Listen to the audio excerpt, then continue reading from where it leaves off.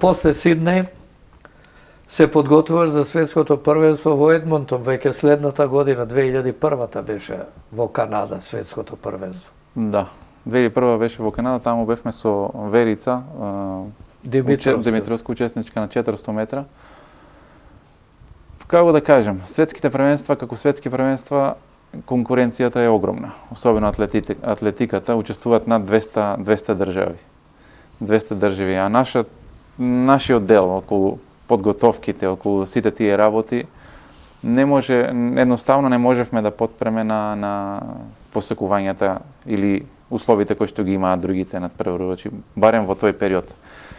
Сега се радуваме, има веќе 2 нови патеки во Македонија, кај што може да се трча. Да се тренира, да се трча и така. Јас додека добро што пак бев во Бугарија на моите студии, таму веќе имаше услови, меѓутоа поголемиот дел од нивните спортисти, бугарите, пример од дана подготовки кај што јас не можев да си го дозволам, тоа можеше само 2 години, како што реков, пред Олимписките игри, тоа беше голема подкрепа кога се обезбедуваа средства од Македонскиот олимписки комитет, а така беше малку тешко и затоа Едмонтон ти паѓа во заборав. 2000 година супер пласма се тоа, после одма 2001 година е проблем. Малку исто така 2002 година и после пак 2 години пак имаше подкрепа, кое што за... Сега пак ќе те прашам, 2003 во Париз беше светско првенство, ти не учествуваше?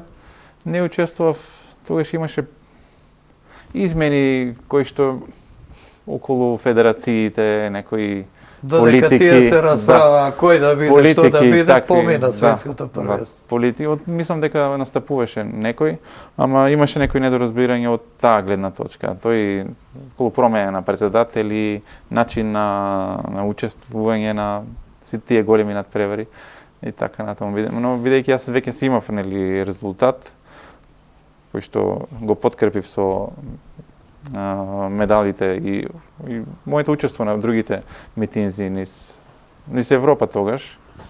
И беше олимписки кандидат за Атина 2004. Како изгледаше тој период до Атина?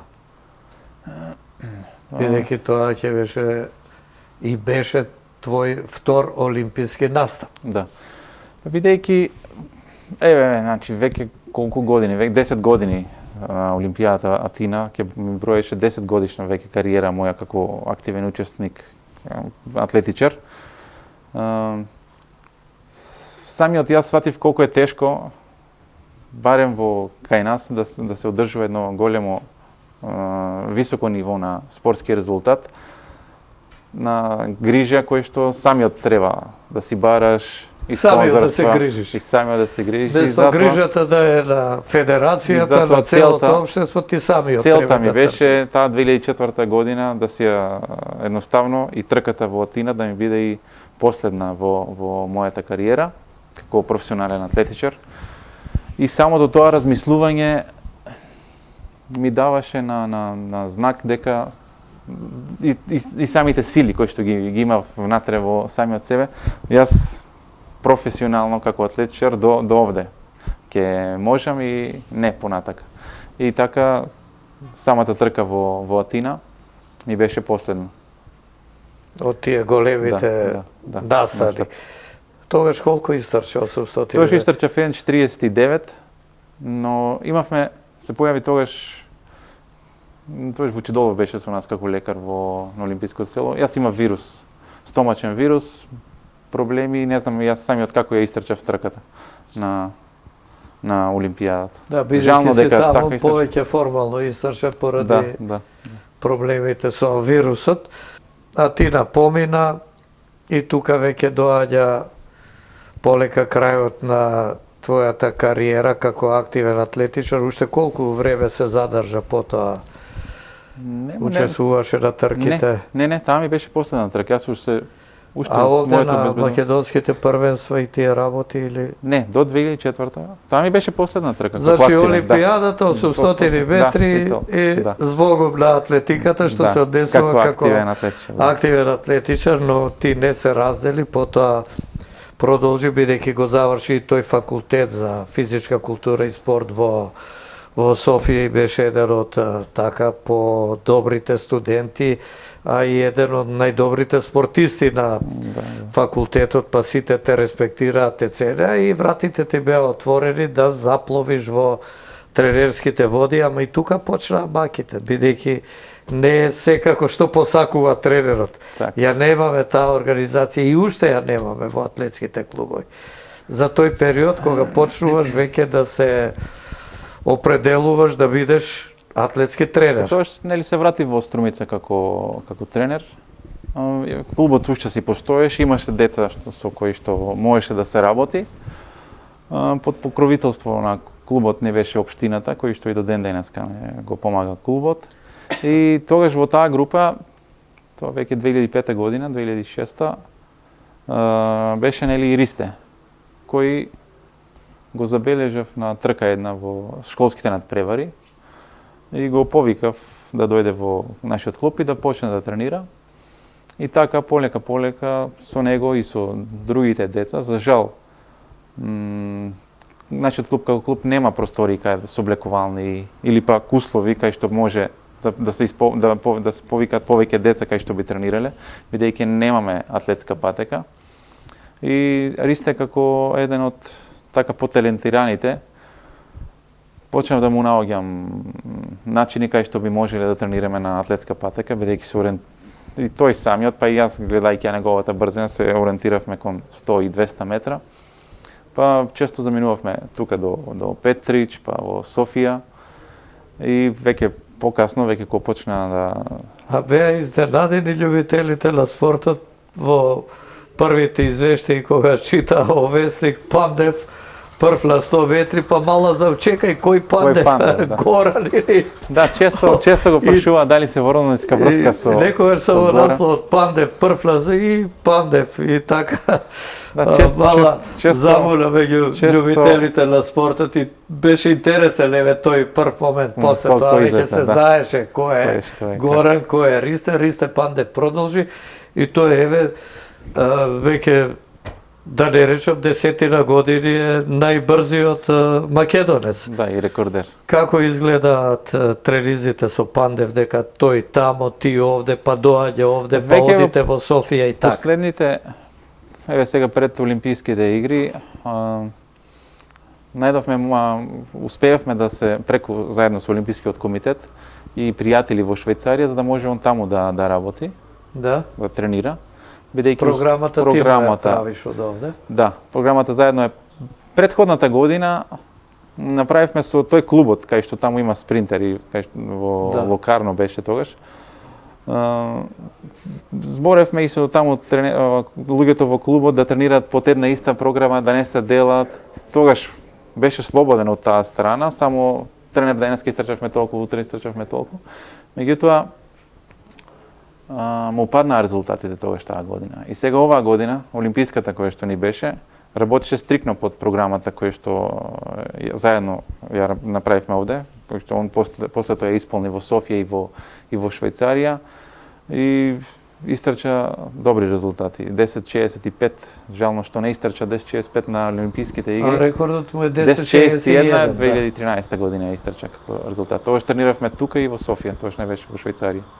Јас искрено мислам, бидејќи атлетика ја следам и посебно и неговите настапи, мислев дека годинава, минатата година ќе се спушти кон 10:50, која е причината еве што не дојде до тоа. Ми се чини дека има сили да истрча еден таков резултат и да го подобри државниот рекорд на 100 метри. Јас уште самиот почеток со работата со него, моја желба е тој да настапува на 400 метра. Бидејќи, поради многу една едноставна причина. Америка како држава и нивните, нели, тренери и работници не успеваат да направат спринтер кој би можеле да ги победат Јамајка, пример, на последните неколку години. Сега не знам колку би успеел јас, па и нели сите ние да направиме спринтер кој што би достигнал до некој врв, пример, да учествува на Диамантската лига како највисок ранг на надпревари од атлетиката. Затоа моја желба и со разговори сега после Олимписките игри во Рио е да преминеме кон да форсираме 200 и 400 метра. Значи да се преквалификува. Бидејќи друго е. Стотката да му е вака за одржување и подобрување на брзината, брзинската издржливост да дојде до израз на 200, посебно на 400 метри. Да. Значи да го очекуваме тука. Бидејќи наскоро да го 400 метра е почесно. веќе друго. Ако веќе имаш брзината и издржливоста, сега тренизите ќе бидат многу потешки за разлика од 100 метра, меѓутоа ако се има желба, ако сака да се работи, ако се постави некоја цел кај што треба да стигнеме, тогаш мора да се тренира така и готово, нема отстапување.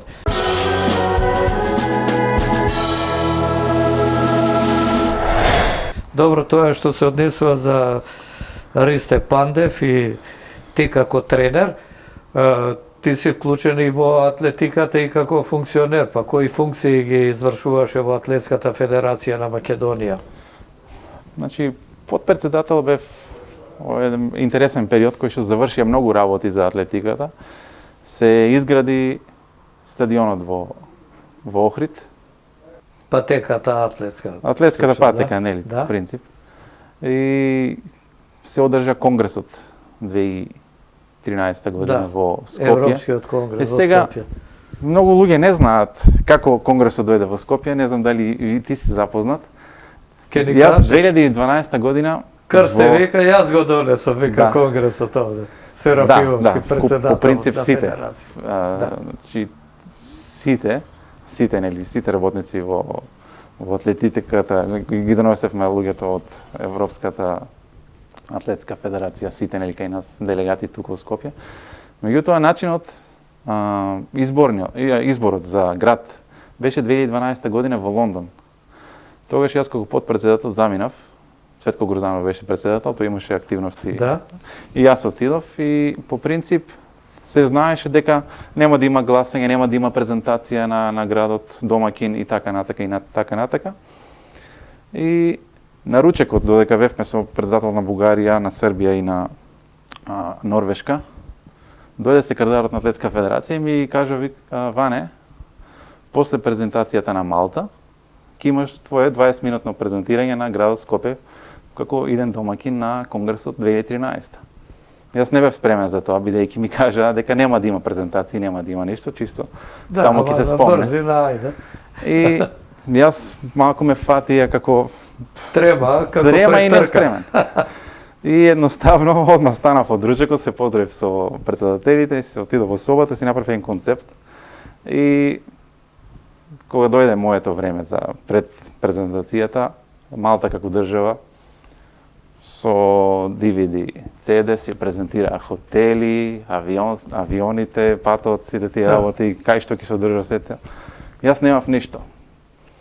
И кога ме повикаа да излезам надвор, они од нас како држава на своите маси има како брошуричка, една од хотелите, 2 хотели имаше како кандидати за гостите. И само тоа. И јас кога излегов само им реков, ги поздравив сите делегати и им реков одлична презентација на Малта. Меѓутоа ако ве прашам сите вас да кренете рака кои сте биле колку луѓе сте биле во Малта, колку биле во Македонија, сигурно само колегите од Балканот ќе дигнат рака. Јас нема да ви кажам ништо. Затоа кренете рака за Скопје да дојдете да го видите. Јас нема да ви кажам ништо, едноставно. Само ги кажам дека ќе бидеме, гостопримливи како и што сме. Државата како најмала држава, толку богата со историја, би сакал самите вие да осетите без наши презентирање. Председателот на Атлетска федерација тоаш дојде и спомна дали треба да има гласање, сите со аплауз заврши целата работа. И тогаш грците дојда први ми честита и тогаш значи Конгресот на Европската федерација така стигна во Скопје во 2013 година, тоа ти е... Оно и претходно беше изработено, или пак од нашата федерација, информацијата беше стигната до сите кои се кандидати и така. Не беше тоа туку така. И доаѓа луѓето од Европската атлетска асоциација, доаѓа, ги погледна и хотелите претходно, они беа гости, норвежанецот Свен Јарне, кој што сега е сегашен председател на Атлетската федерација. Имавме тогаш и ручек кај амбасадорот на Норвешка и така натаму, што оно све беше подготвено, меѓутоа самото презентирање беше многу така. Добро, бевме почестени, дојдоа видни имења, меѓу нив и Колин Джексон дојде во Скопје на конгресот и така се дружевме со него. Јас бев вклучен со колегата Калински па во пресот таму во... Имаме големи пријатели од атлетиката, кои ќе почнеме туку од сите балкански држави па се до пример Сергеј Бубка, мој многу личен пријател, кој што на сите такви настапи кои имавме во организација на Европските атлетски асоциации, често ќе ми се јавеше са бали или ќе трчавме, или ќе возевме точак, или пак ќе пливавме заедно, едноставно се станавме големи пријатели.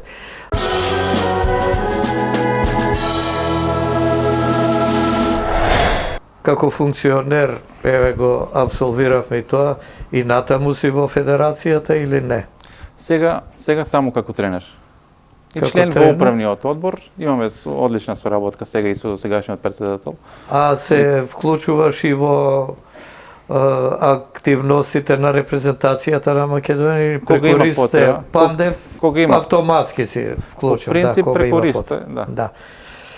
Сега ти си интересен како спортска личност не само од аспект на атлетика, туку и од аспект на фудбалот.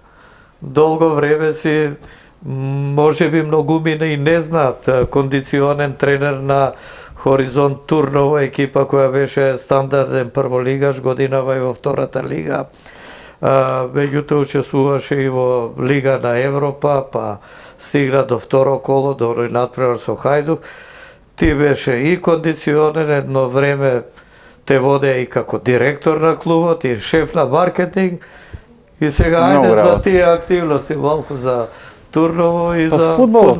Фудбалот и фудбалскиот клуб Хоризонт Турново е еден нов пријатен момент за мене и запознавање на многу така од директорот на клубот Орце, па се до сите тренери со кои што работев, се до ден денеска, едно многу ново искуство и мој начин на докажување на едноставно мојот квалитет од областа на атлетиката вметнато во фудбалот, кој што еве и како клуб, како мал клуб од нашата држава успеавме на два пати да излеземе на европската сцена. Игравме нели два пати 2013 година.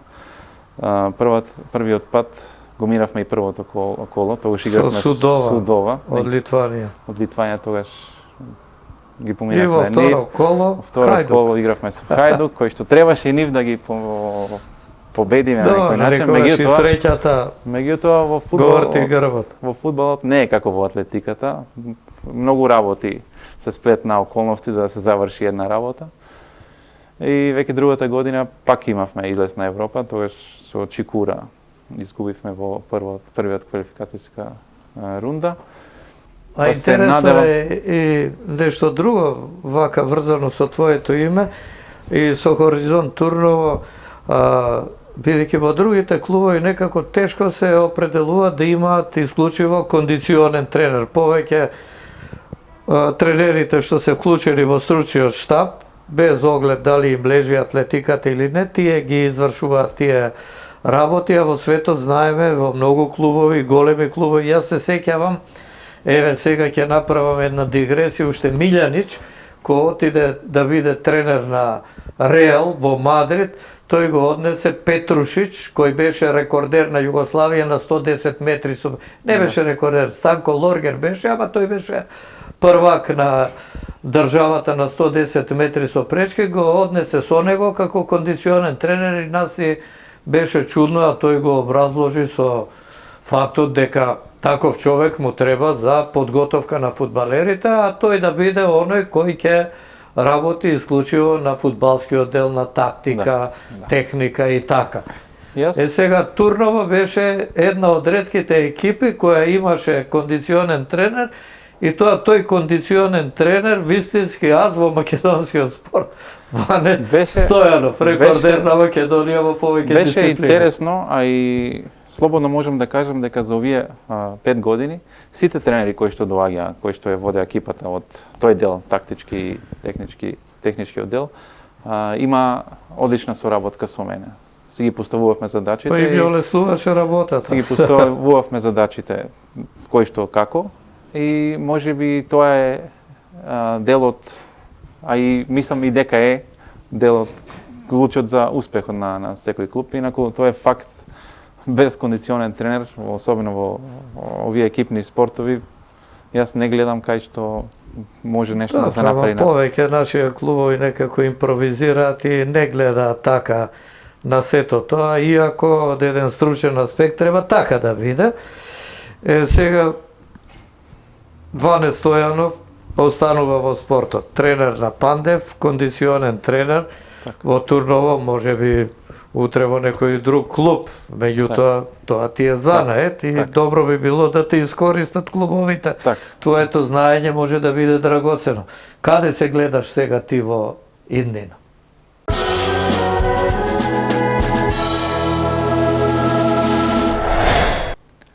Па мојата желба е најпрво да направиме еден убав историски успех и со Ристе како атлетичар. Тоа ми е голема желба, бидејќи како мој прв така атлетичар од мојата тренерска кариера, како што спомнав, сакам да направиме учество барем на уште една олимпијада со него. Меѓутоа овој пат сакам да трча 400 метра, од кои што сите ќе стоиме пред телевизорите и овие кои што ќе бидат, нели, ќе ги следат пред телевизорите како правиме успех со него. Сакам да спомнам еден дел кој што се случи во Рио, го испуштивме. На самата истрча он првата квалификацијска рунда, кој истрча стана прво место. Уште он не беше свесен што следува после тоа. Ние за сат и 10 минути ги следуваше втора трка. Но кај нас тој момент уште телефоните се во раци, па се прати Facebook, се гледа таа еуфорија, сети тој адреналин, се направи тука одма после трката, додека јас веќе психички го спремав за наредниот, за вториот, бидејќи до сегашното искуство, секогаш првата трка ни е била послаба од наредните, бидејќи на сите надпреви кај што настапувавме, имавме квалификации и после одма имаме друга. И тука се направи таа една голема возбуда, еуфорија околу сето тоа и 20 минути пред да отиде во колрумот, тој беше седнан на стол и уште да заспа на него. И јас ги замолав луѓето од организација да отидам тука и него, ме пуштија, вика тренер не знам што ми е. Јас знаев, нели после секоја бурна реакција на организмот, самиот организм си бара самоодбрана и смиреност. Тој не пиеше кафе, не можеше ништо да му дам, да се напие малку, да се освежи. И цела таа ситуација не беше, тој момент не беше тој спремен за втората трка. Психички беше истрошен, бидејќи на 100 метра таа ситуација на организмот не може да помине. За 100 метра треба да бидеш возбуден, спремен со душа да чекаш да ти почне трката. Што викам јас да го ископаш, да го извадиш стартот од старт. И знаев дека тука ќе имаме проблем. Целта ми е со него да направиме еден голем успех од што се вика во атлетиката и после него институциите, тоест државата би ја замолил на некој начин да пробаат да направат барем и по така ако не секаде, барем по големите општини да направат по една атлетска патека, бидејќи мене ми е криво кога ќе дојде родител кај мене, кога ќе ме праша Ване, имам дете, знаеш, да сакам да го пуштам атлетика или девојче или машко, без разлика, а многу пати ми се има тоа случувано и јас треба да му кажам, немаме услови за тоа. Значи би ги замолил институциите, државата да се потрudi за тоа. Можам да заклучам на крајот, свртен си кон две работи, атлетиката, Ристе Пандев и дај Боже некој друг Ристе да излезе и да има атлетичар од Струмица кој ќе ги брани боите на Македонија. И втора работа, кондиционен тренер во фудбалските клубови. Значи, тоа е твојата животна определба и добро би било да се искористи Ване Стојанов, би рекол, и неговите квалитети за доброто и на атлетиката и на фудбалот во Македонија. Па од прилика тука би бил Ване крајот на нашиот разговор. Еве, видоа гледачите оние што не знаеја, повеќето од атлетскиот свет знаеја, меѓутоа другите не, кој бил Ване Стојанов, па и овие бројни трофеи најубаво покажуваат за успесите твои на трките, за сето она што си го направил за себе и за Македонија, па уште еднаш благодарам, еве, што дојде и што гостуваше во емисијата посветена на македонските спортски легенди. Јас ви благодарам за поканата и се надевам веќе на нашето наредно интервју, веќе ќе зборуваме за некој поголем, така да кажем, европски резултат. Ти благодарам уште еднаш. Благодарам јас на вас.